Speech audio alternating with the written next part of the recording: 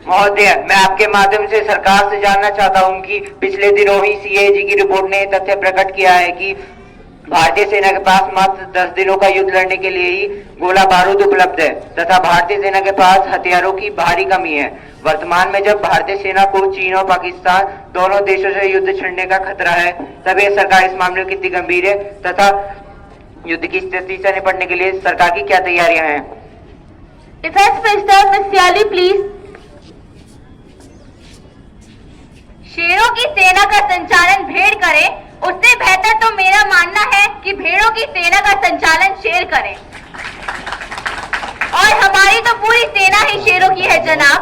माननीय अध्यक्ष महोदया, मैं आपके माध्यम से अपने विपक्ष के साथी को बताना चाहूंगी कि उन्होंने जिस सीएजी रिपोर्ट का जिक्र किया है, उससे तो मुझे यह प्रतीत हो रहा है कि वह आज भी अतीत में ही जी रहे हैं, जिन्हें यह तक नहीं पता कि यह रिपोर्ट 2016 की है, जबकि आज 2022 चल रहा है।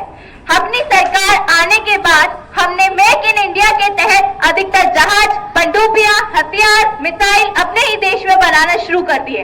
अभी हाल ही में 8000 किलोमीटर रेंज की मिसाइल का भी परीक्षण किया गया है, जिसकी मारक क्षमता यूरोपियन देश तक है। मैं इस सदन को यह भी बताना चाहूंगी कि हमारे देश के सैनिकों की क्षमता भी उच्च कोटि की है। हमारे देश की ओर कोई देश आंख उठाकर भी नहीं देख सकता। अगर किसी ने इसकी हिम्मत करी तो हमारा देश उन्हें मुंह तोड़ जवाब देने के लिए भी तैयार है। अंत में मैं बस इतना ही बोलना चाहूंगी कि आज के समय में हमारा देश इतना ही सुरक्षित है जितना कि आपका और हमारा घर। Honorable Speaker Madam, will the Minister of Finance be pleased to state that government had made compulsory to give Aadhaar card in each and every activity. There is nothing bad if it is handed over to some private company or a private agency. Like when the time of purchasing the new SIM cards, there are many private operators. But is it safe and secure to give our personal information to these agencies? If our information is misused by these agencies, who will be responsible here? It will be very surprising that at the time of demonetization, even this government did not allow cooperative banks to exchange currency in the name of security and privacy.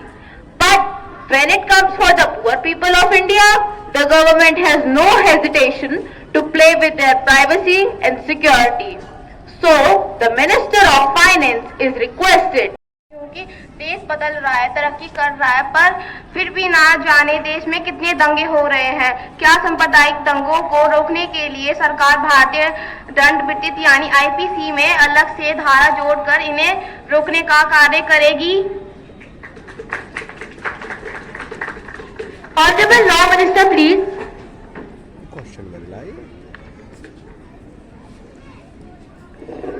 माननीय speaker madam, हमारी भारतीय दंड संहिता अपने आप में परिपूर्ण है। इसमें किसी भी प्रकार की फेरबदल की फिलहाल कोई भी आवश्यकता नहीं है।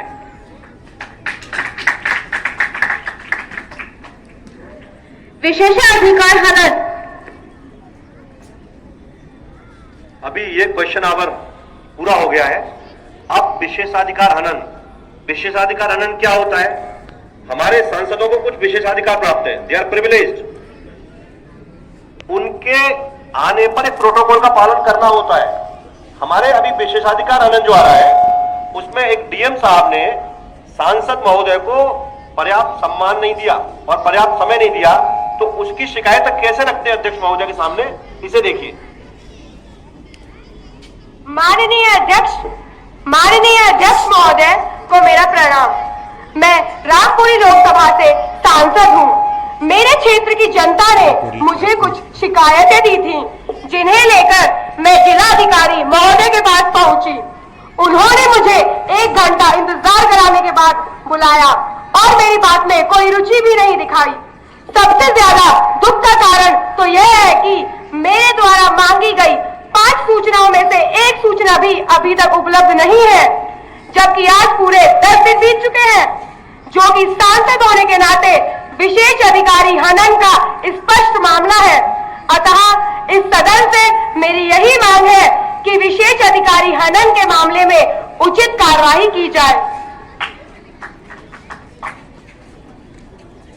इसकी जांच की जाएगी और इस मामले को विशेषाधिकार समिति को सौंपा जाएगा। फिर इस पर विचार किया जाएगा और आपको निर्णय से अवगत करा दिया जाएगा।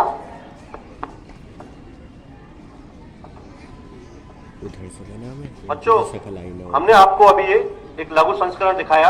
हालांकि प्रक्रिया बहुत लंबी होती है, लेकिन ये चूंकि हमारे पास समय सीमित है, हमें और एक्टिविटीज भी करनी है। ये कार्यवाही का यहीं समापन हो रहा है। सामान्यतः सदन की कार्यवाही का प्रारंभ राष्ट्रगीत वंदे मातरम से होता है और समापन